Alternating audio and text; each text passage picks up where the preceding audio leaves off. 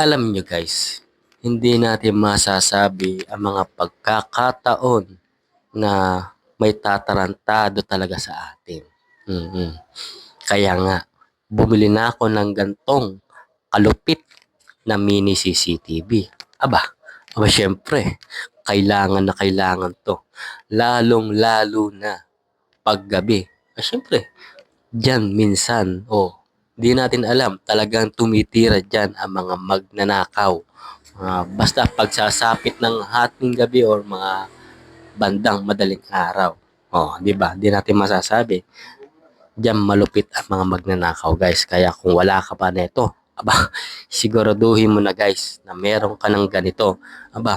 Mga pinaghirapan mong pinag-ipunan mo, isave mo.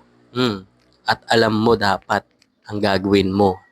Dapat meron kang ganitong mini CCTV para kung titira man yan o wag naman sana, alam mo kung sino. Makikita mo at mare-record mo. Di ba? Yun lang guys. Kung gusto mong itry itong mini CCTV ito, ayan, ang yellow basket ay nasa gilid lang guys. Alright.